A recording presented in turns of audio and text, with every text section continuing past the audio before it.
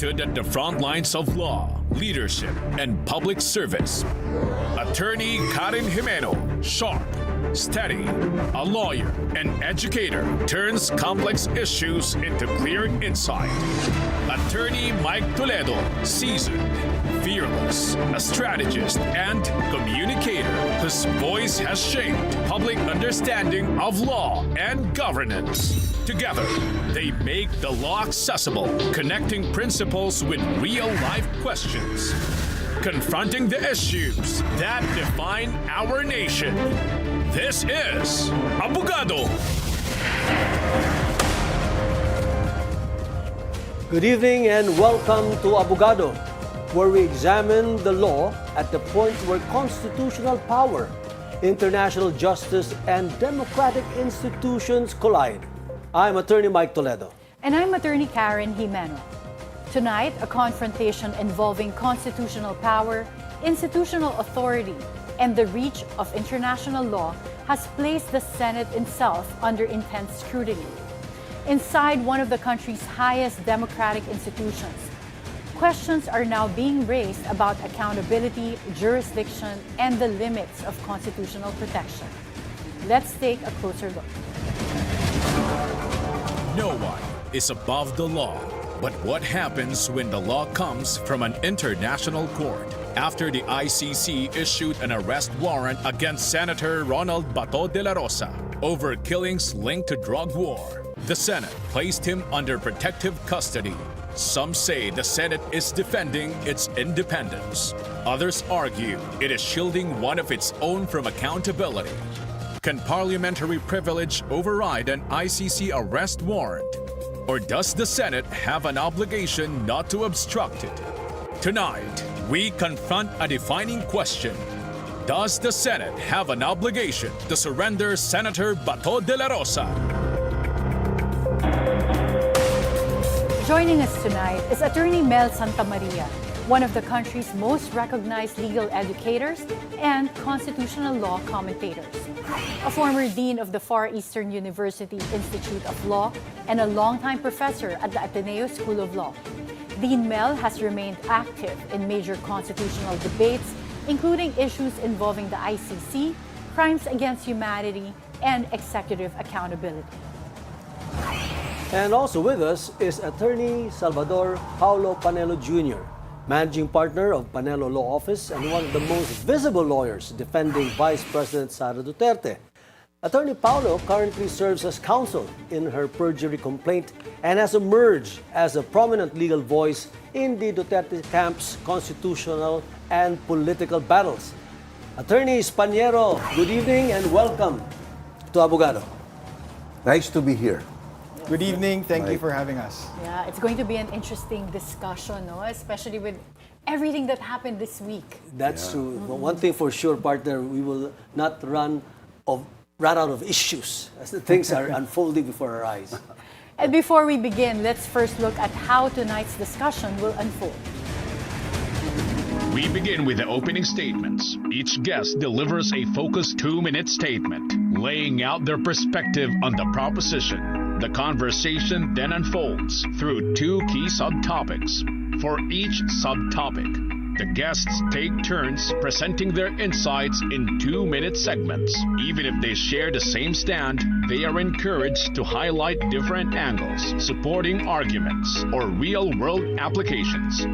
After both have spoken, we move into the open exchange, a 6-minute free-flowing discussion where the guests engage each other directly, ask questions, and expand on their points. Once both subtopics have been explored, we proceed to closing reflections, where each guest is given 2 minutes to summarize their key messages. Finally, the hosts step in with their own questions. In this 6-minute segment, the guests respond, clarify, and deepen the discussion, ensuring critical issues are surfaced, even if the guests are aligned in position.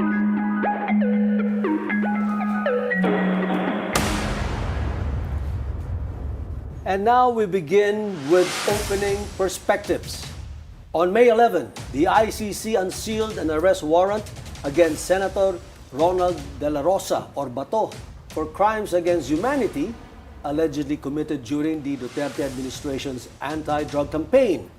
That same day, tensions erupted inside the Senate after authorities attempted to serve the warrant, prompting the chamber to place the senator under protective custody.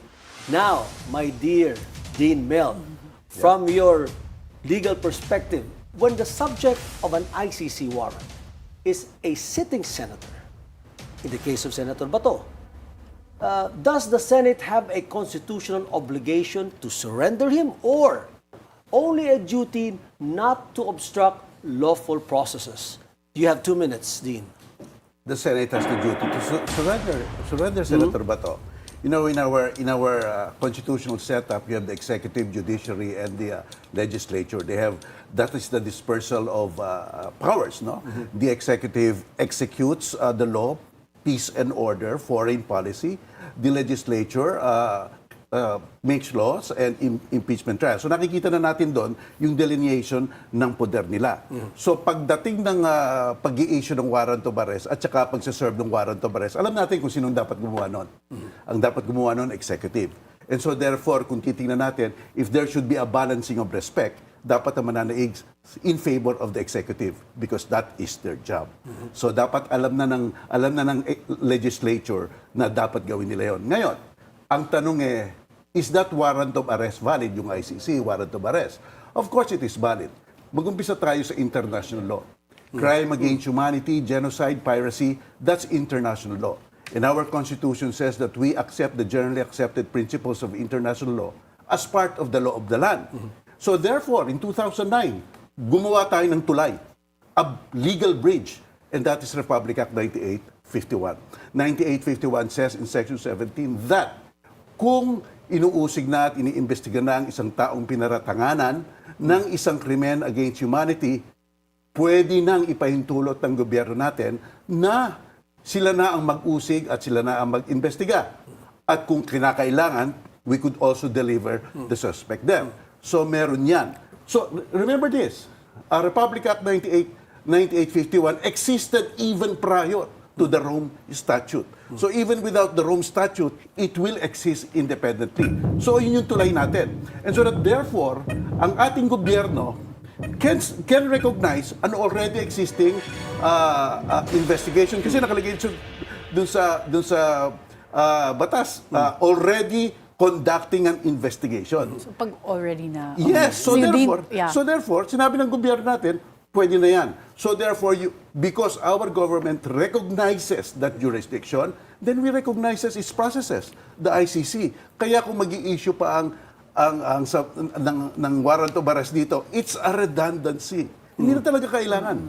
Okay, thank you, Dean Mel. And you'll have time later to further discuss that when we go into our partner, showdown. very quickly lang, yung itong dapat malaman din ng nanonood, no? Itong RA 9851 na na-mention ni Dean Mel. I can even mention the senators that actually pushed and sponsored this. Yeah. And they are now the same senators are actually not following it. Like who? Later. Suspense. Ikaw naman, makakalimutan. Sige, dapat sabihin mo yan. Baka Pero may makalimutan magagaling natin rin tanongin. noon. May magagaling din noon. Emphasis noon. Emphasis. Anyway. Okay, Attorney Paulo, parliamentary institutions are designed to protect legislative independence. But when that protection intersects with allegations of crimes against humanity, where should constitutional boundaries be drawn? And do you agree that the Senate can refuse to surrender Senator Bato dela Rosa? Well, for starters, constitutional boundary should be drawn by the Supreme Court, not by the executive, not by the legislative. And I think in this context, in this situation, to be fair to the Senate, I think they were forced into this hand. As we know, there are pending petitions for habeas corpus since last year. We filed those on March 12, the day after the former president was brought to The Hague. And they've been pending for now almost 14 months. So the Supreme Court could have given guidance a long time ago, and this could have been avoided if they ruled on the petitions and said, this is how you execute an ICC warrant, then we wouldn't be here. But there's no guidance yet from the Supreme Court. So for us, as counsels for the petitions for habeas corpus, the government, the executive, has capitalized on the silence to propagate the same constitutional violations that they did to the former president, now to Senator Bato. It's forced, number one, the Senate to adopt Senate Resolution number 44, where they condemn extrajudicial renditions. And they've called for the protection of all Filipinos from extrajudicial renditions and to call for their right to avail of legal remedies within a reasonable time prior to extradition or surrender. So, since this is the situation and tumakbo sa kanila si Bato, they were forced into taking this principled stand to take him into protective custody precisely to allow him to avail of his legal remedies before Philippine courts. And for me, this is basic kasi the Constitution says persons are protected against unlawful arrest. And for us, that means an arrest warrant should be issued by a Philippine judge, not by an ICC warrant. So for us, this means that before an ICC warrant is implemented, it should first go through confirmation from the local court. When we return, we examine the ICC's authority after the Philippines withdrew from the Rome Statute. Does withdrawal end jurisdiction or merely end membership? You're watching Abogado.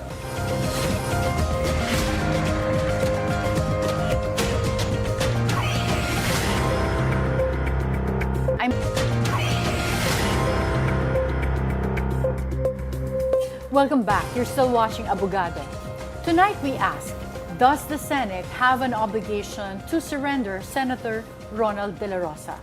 Still with us are Dean Mel Santamaria and Attorney Paulo Panelo Jr. Now, the Philippines withdrew from the Rome Statute in 2019.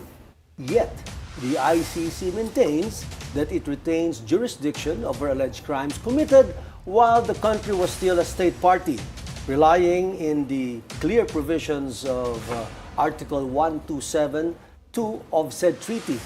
Meanwhile, and we touched on this earlier on, Republic Act 9851 allows Philippine cooperation with international tribunals involving genocide, war crimes, and crimes against humanity.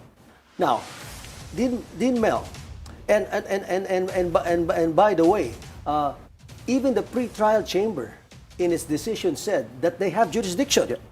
So early on, no? So I guess that's also important to point out. Now, Dean Mel, does Article 1272 clearly preserve ICC jurisdiction? In other words, once they've acquired jurisdiction, di mo na pwede tanggalin over said alleged acts committed while they were still members? Or does the withdrawal create a constitutional and procedural gap that domestic law must address? None. Okay. Because Very categorical. Okay. Cayetano versus Panganiban, our Supreme Court already decided the same demarcation line, March 2019. The Supreme Court said everything that happened prior to March 2019, the ICC has jurisdiction. Now let's go to Article 127. 127 provides that even if a state withdrew from the Rome Statute, it does not negate its obligation prior to its withdrawal in relation to all liabilities and crimes that has occurred prior to its withdrawal. That is very categorical. So in short, when we ratified that treaty, may commitment tayo. We know that there is a residual obligation after withdrawal. So ito yun. Ito yun yung residual obligation. Pacta sunt servanda. We have to comply with that residual obligation even after we have terminated. Now, sasabihin natin, syempre, Article 59, nakalagay doon, you have to go to the courts. Walang problema yon. Walang problema yan. But of course, the complementary provision has exceptions. If it is useless, if the local courts, if the local remedies have already been exhausted and walang nangyayari, then you could go straight to international tribunal. Anong nangyari? In November 2021, there was a request for deferral ng Duterte government for the administration. In short, the Duterte government recognized the jurisdiction of the ICC. They asked for a deferral of investigation, which was granted. which was granted, but by July of the next year, sabi ng ICC, nothing is happening. Siyempre, nothing is happening kasi mga nag-iimbestiga, yung mga gumawa. So, it's talagang, so therefore, pinagpatuloy ng ICC. So therefore, yung complementary, yung Section 59 na yun, out of the way na yun. And so therefore, kaya, sabi ng ICC, doon sa kanilang resolution on jurisdiction, pinoint out nila yun. Pinoint out nila yun. And therefore, kaya may ICC warrant of arrest tayo. Thank you so much, Dean Mel. And later, I want to ask you more about that complementary principle in relation to Article 59 of the Rome Statute. Right. Attorney Paulo, what is the legal status of an ICC arrest warrant here in the Philippines? Is it immediately enforceable or even under Republic Act 9851? Or must it first go through a local court in order to be enforceable? Yeah, our position is that it's not enforceable immediately. You have to go through the courts as required by Article 59 of the Rome Statute itself. And this coincides with our constitutional requirements that before you arrest somebody, you have to comply with the requirements of Article 3, Section 2 of the Constitution. A judge should determine personally probable cause after examining witnesses and so forth. So for us, you can't automatically implement a warrant of arrest.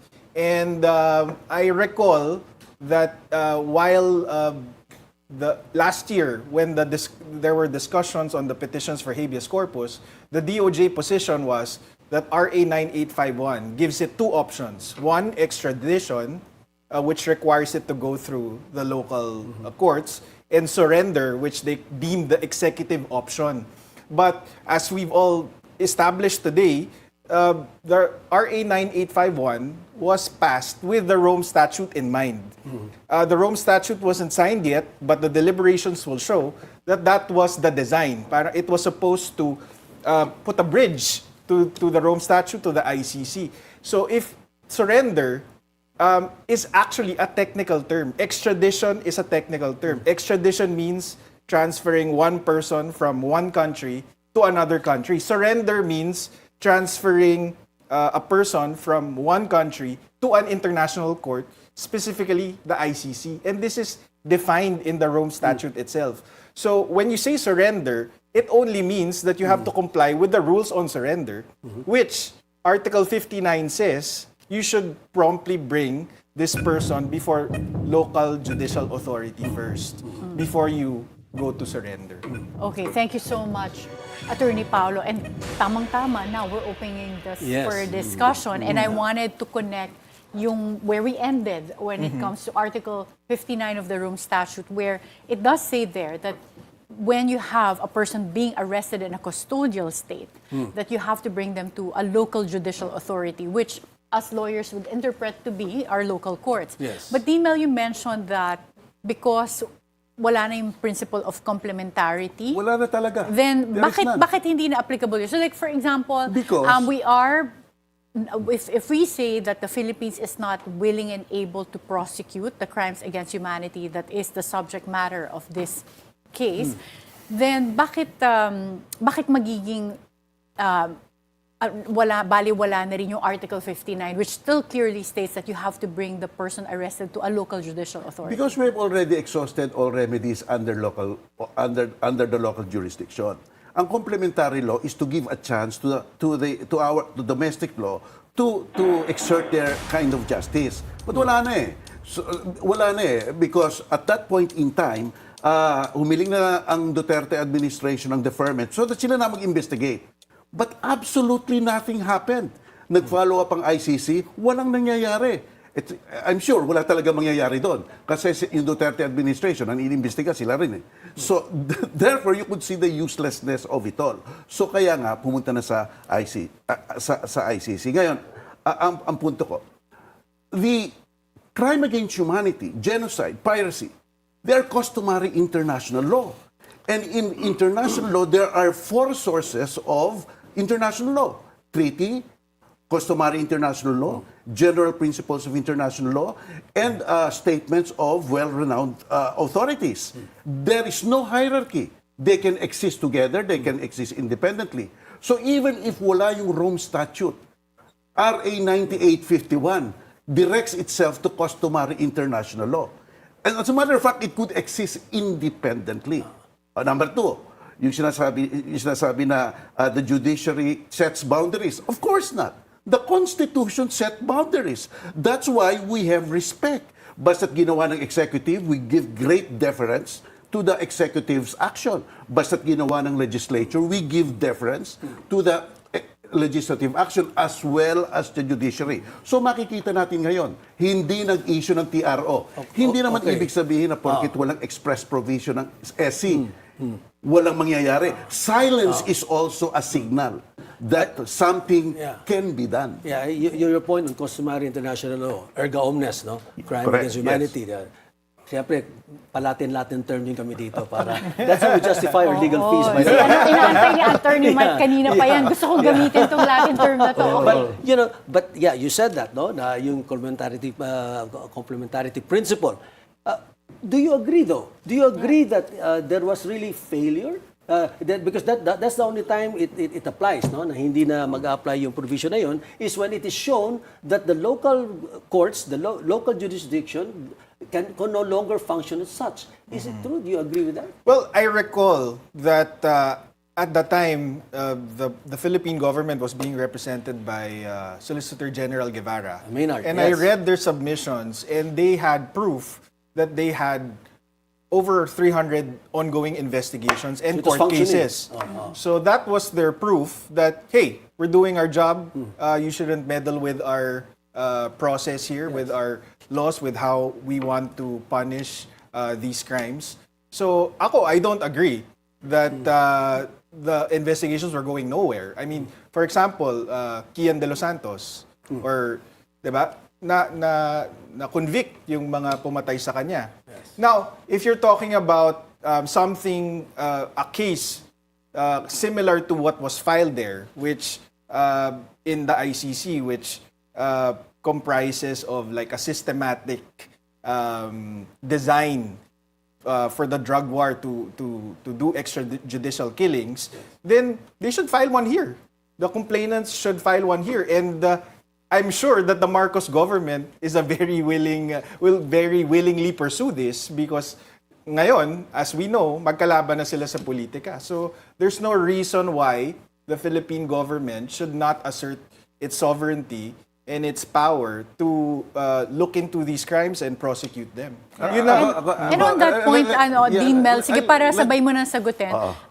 Di ba nag-issue din ng subpoena ang CIDG to Senator Bato dela Rosa in relation to their own investigation on EJK killing. So kung ganun ba, would you still say that under this government, there's a failure to prosecute? Okay, let us contextualize. Yung kay Ian de los Santos, who are these people? They are like you and me, ordinary people. Look at the crime against humanity kay Duterte and all the co-perpetrators. Sino sila? They are big-time people with power at that point in time.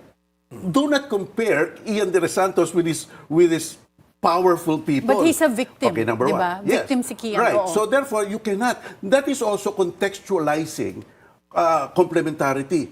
Who are the people? What did they do? How much power do they have? Does the system allow redress of grievance against these people? Siguro kay Ian de los Santos pwede, pero kay Duterte, sino gagalaw kay Duterte noon? Wala. Ngayon, you have to contextualize that. It is not a simple case of looking at a provision and interpreting it in isolation. You have to contextualize. Number two, jurisdiction is already attached. Bato has already been declared a co-perpetrator. Nandiyan na yan. And we cannot relinquish jurisdiction ganun-ganun lang. We saw the confirmation of the charges ni Duterte, and in the dispositive portion, nandun na sila. Nakalista na sila, black and white. So, it's useless talking about this because nandun na si Bato as a co-perpetrator. So, Dean Mel, the only part I don't agree with would be yung principle of complementarity as a reason to disregard the requirement of the Rome Statute when it comes to enforcing an ICC warrant of arrest, because it is part of the Rome Statute, Article 59, to bring an arrested person in a custodial state before a judicial authority. Tapos nandun din yung mga steps that they have to make sure or validate that this is the same person named in the warrant that is being arrested. So para sa akin, ibang issue yun sa complementarity. Complementarity is what gives the ICC the power or the jurisdiction to investigate, and therefore pursuant to that, to issue the warrant, and therefore when you're already enforcing, then you follow the steps under Article 59. Another angle is probably Article 59 is no longer applicable because we have withdrawn at this point in time. Kaya nga ito yung sinasabi ko, that Republic Act 9851 can stand in itself because it is connected to customary international law. And when you talk about customary international law, then you can talk about crime against humanity. Kasi nagiging stricture Nagiging stricture, international law must be applied in a very progressive and liberal way. Kasi basta ginawa mo yung crime against humanity, ang hirap talaga manghuli. It is so hard to capture a person who was so powerful. And as a matter of fact, that has been reflected in the affirmation of jurisdiction. Sinabi, we cannot let Duterte go kasi sa Pilipinas, ang laki pa ng kanyang financial, political influence. So if you look at decisions, they are deciding it in a certain context, not in isolation. Diba? Okay. Attorney Paolo, a quick rebuttal. Well, RA 9851, based on the deliberations, is supposed to apply to an international court that has jurisdiction. Kasi nga, di ba, when it came out, hindi pa tayo party to the Rome Statute. So, may discussion doon, including Senator Kiko Pangilinan. Somebody asked him, I think it was Senator, one senator was asking, what is the net effect if we pass this law without becoming a party to the Rome Statute? Ang agreement nila is, wala, we cannot transfer jurisdiction to a court that has no jurisdiction, that walang applicable treaty. So para sa akin, since we've already withdrawn, we're talking about now arresting somebody and delivering him to a court that no longer has jurisdiction on us, edi wala nang saysay itong Section 17 RA 9851. I don't agree with that. Alam mo kung bakit. Kasi sinasabi nga natin, no? The origin of a law is intention. The perfection of the law is its expression in the statute. Tingnan natin ang Section 17. Napakalinaw. We do not need the deliberation to tell us what it means. Napakalinaw kasi Kung kung inuusig na sa ibang bansa, pahintulutan na natin at kung kinakailangan, ibigay natin yung accused. What's ambiguous about that? The deliberation will only be considered if ambiguous ang statute. It is not ambiguous.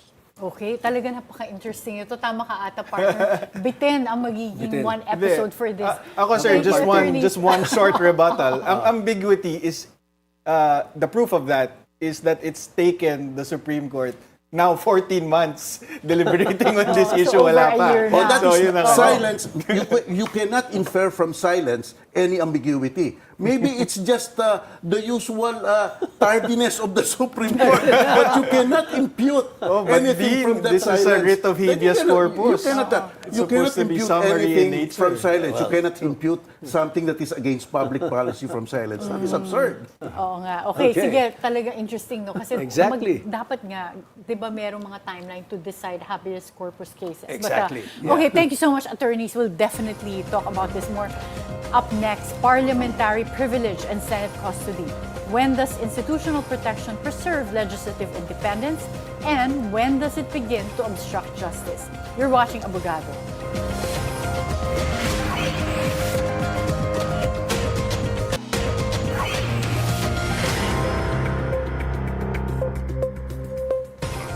Welcome back and thanks for joining us. You're still watching heated debates only here in Abogado.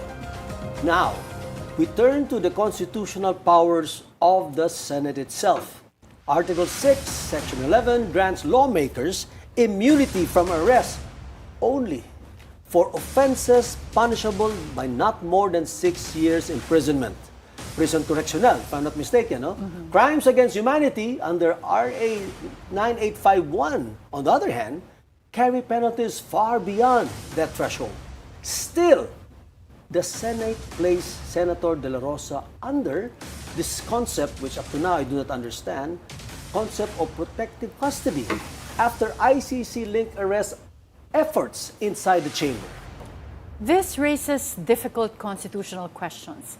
Is protective custody a valid exercise of institutional authority or an unconstitutional shield against lawful arrest? Dean Mel, does parliamentary privilege have any constitutional application here at all, given the gravity of the alleged offense and the penalties attached to crimes against humanity? Absolutely none. This parliamentary privilege is totally without basis in law, without basis in the Constitution. Kung sasabihin natin, this is traditional, no? But you know, you cannot weaponize tradition and make that tradition as the means to give a person who just committed a crime against humanity a sanctuary. Hindi pa pwede yun. Hindi mo pwedeng gawing hideout ang ating gusaling ng Senado on the basis of tradition. Kaya absurd talaga yon. There is none. It is that building is for public service, not for Senator Bato. Di ba? Hindi pwedeng maging ganun eh. Kahit na ano tingin mo doon, there is absolutely no basis. Well, thank you very much, Dean. Kagaya na sinabi mo, yung building na yun, tinayo naman para sa mga public property yun eh. So it's not supposed to protect anyone. Anyway, that's another topic altogether. Now, Attorney Paulo, where does the Senate derive the power to place one of its members under protective custodies? And if authorities are serving a warrant, can preventing access amount to what you call obstruction of justice? Right. No, I agree with Dean Mel that they're not supposed to do that, or they don't have the power to do that under normal circumstances. But again, as I said earlier, this is not normal circumstances. This is a situation where, for the first time ever, an ICC warrant was issued, one first against a former president and now a sitting senator. And we're still lacking guidance or waiting for guidance from the Supreme Court. So, as I said, I feel like they were forced into this hand. And they're not asking, they're not protecting Bato from facing accountability. They're simply asking for Bato, Senator Bato, to be given his legal remedies. As the Senate Resolution number 44 said, reasonable time prior to surrender to avail of and exhaust his legal remedies before Philippine courts, which is recognized by Article 59 of the Rome Statute anyway. So for me, it's a principled stand. It's justified, but normally, wala talagang kapangyarihan na ganyan.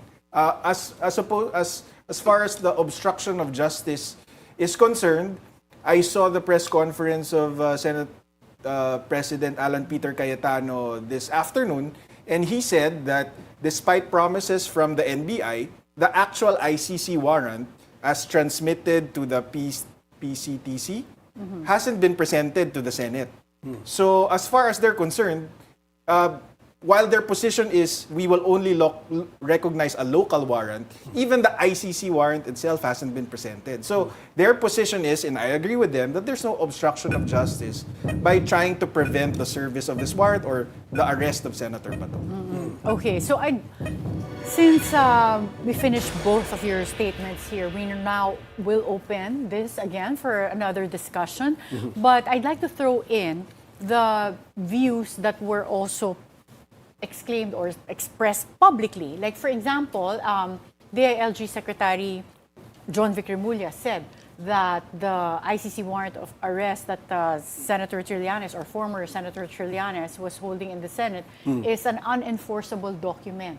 And in the past, in last year's arrest of former President Duterte, when there was a Senate hearing afterwards that was conducted, then Justice Secretary Boying Remulla said that the government still does not recognize ICC jurisdiction and that their basis for the arrest was the Interpol red notice and our obligations to the Interpol. So, given that stand of the government based on their statements, their public statements, it appears that in this case, kaya hindi napigilan si Senator Bato dela Rosa na umalis from the Senate or kaya siya prinotektahan din ng Senate is because as far as they're concerned, there was no valid warrant for them to allow Senator dela Rosa to be arrested. So, yung question ko, for example, yun yung mga naging statements ng government at ang position nila, Dean Mel, kung meron namang RA 9851 or even if we can use the customary law as our basis to say na enforce yun na yung warrant na yun, bakit hindi na lang maging clear ang ating gobyerno about that? The government was very clear. Kung napakinggan natin si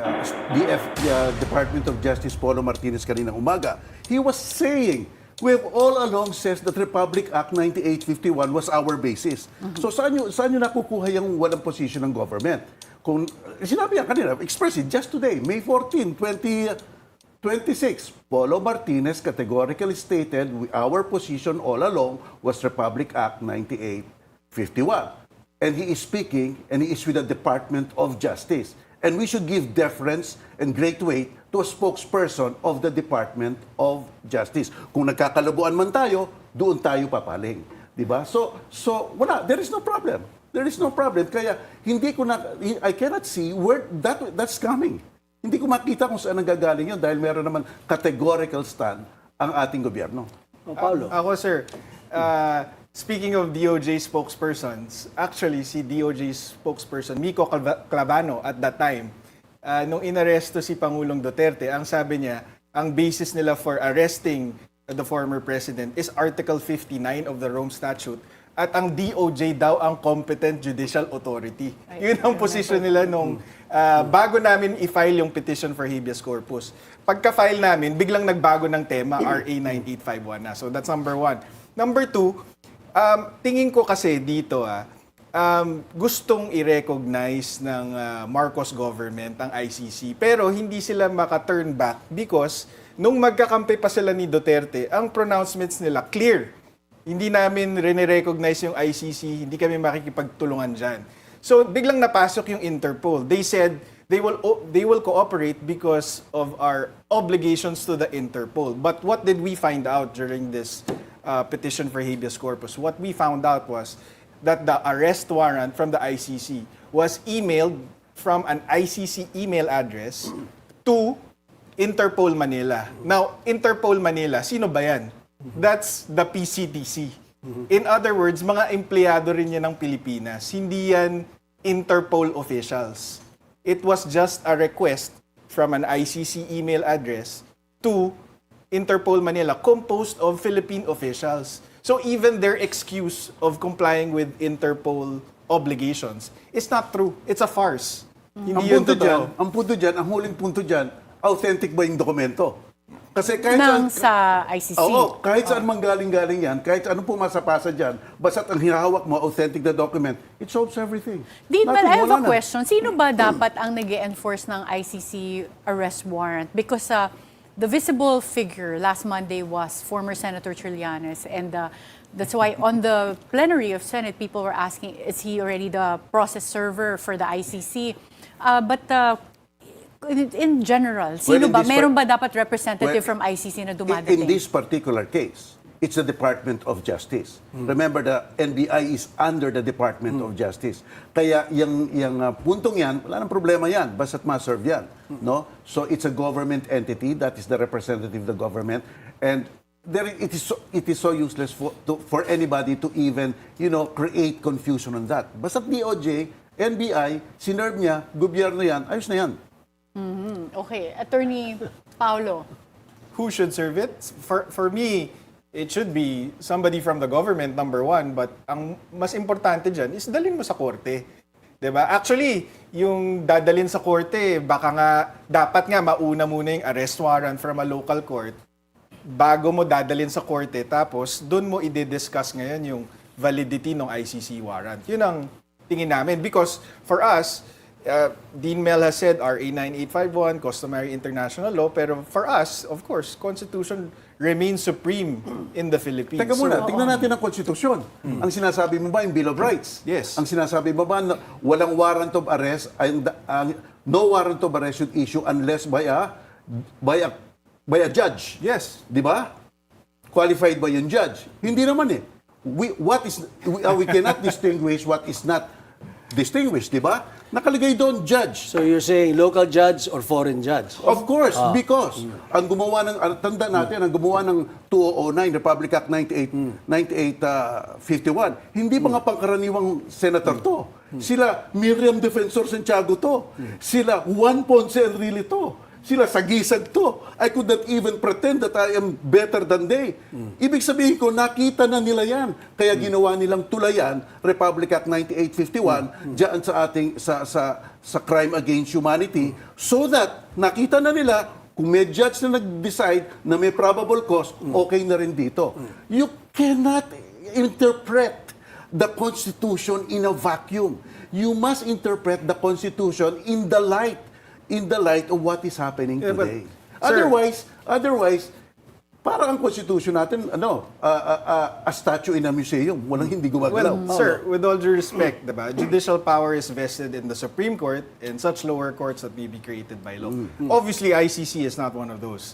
Diba? And, I disagree. Because nga, that Republic Act 9851, precisely, we recognize an international tribunal. Well, kasi po, tiga mo, actually, tinignan po din namin yung basihan nung pag-issue ng warrant of arrest. Para lang i-compare sa constitutional requirements natin. Yung mga ginamit na basihan to issue the warrant of arrest and to deny the interim relief request were Rappler articles, newspaper articles, hearsay evidence. So, sa atin po, hindi po papasayan. Teka muna. Nabasa mo na ba yung Estrada versus Ombudsman? Sinabi ng Korte Suprema, in the level of preliminary investigation, hearsay is acceptable. Yes, pero dapat corroborated, Your Honor. Tingnan natin ang ginawa ng ICC. Substantive evidence ang level nila. Substantive evidence, mas mataas sa probable cause. So it was a finding of the judges there, 3 pang West. Pero hindi po Pilipino. Yun ang pinaka-importante doon. Kasi ang ating konstitusyon, sinasabi, judge lang, pwedeng Pilipino, pwedeng hindi. At precisely because yung Republic Act 9851, nire-recognize natin ang jurisdiction ng International Tribunal. Okay, talagang kulang ang request ko dito magka-part 2. Kasi uubusan na tayo ng oras. But thank you so much, attorneys. Hindi pa naman tayo tapos. When we return, closing reflections on our central question. Does the Senate have an obligation to surrender one of its own? This is Abogado.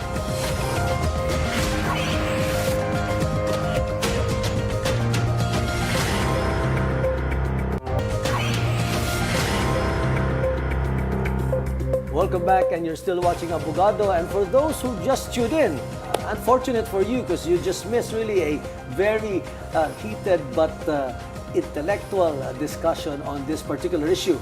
Now, from ICC jurisdiction and treaty withdrawal to parliamentary privilege and Senate custody, tonight's discussion has tested the constitutional limits of accountability itself. At the center of the controversy is no longer only Senator dela Rosa.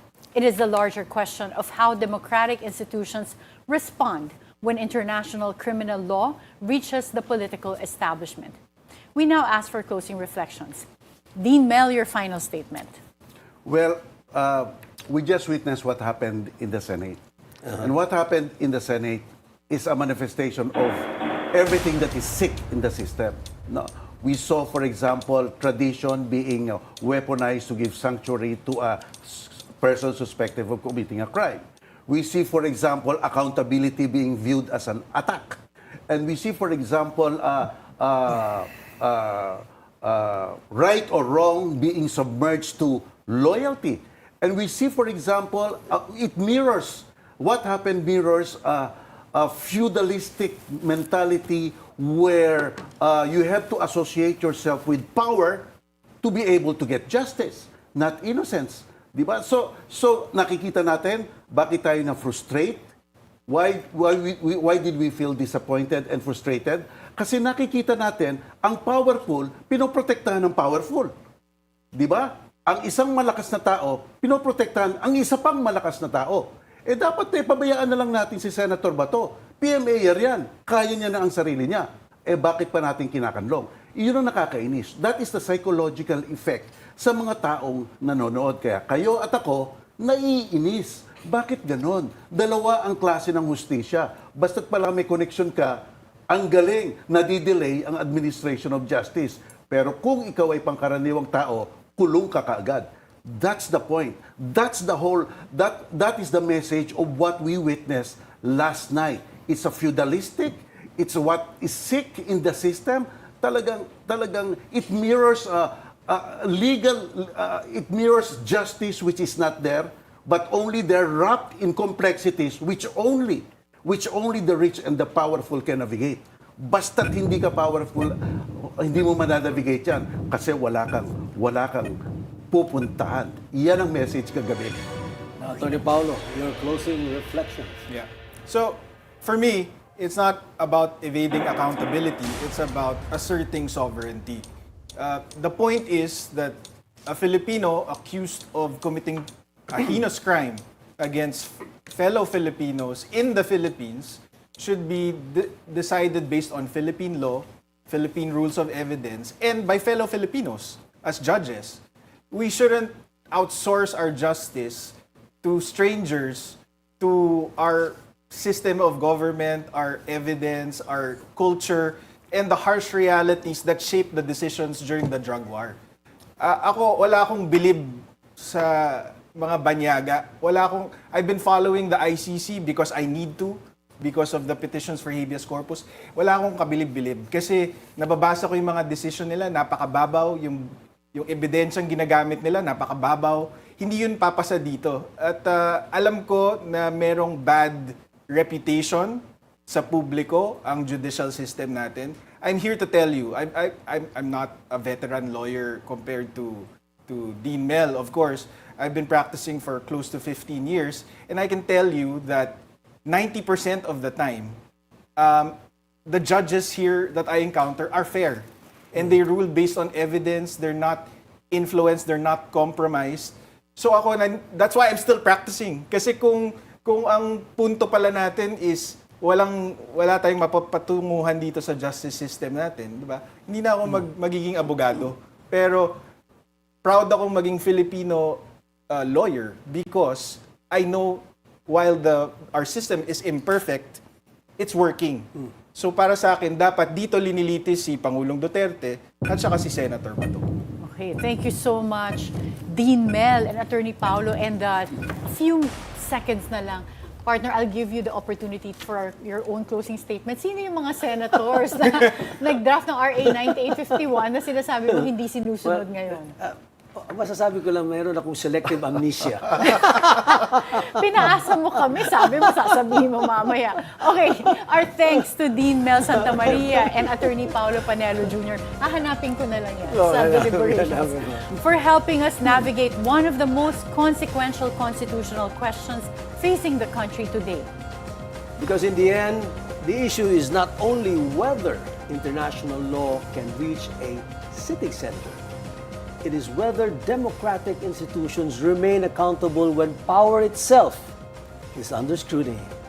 And in a constitutional democracy, the rule of law is tested most, not when it confronts the powerless, but when it confronts the powerful. This is Abogado. Good night.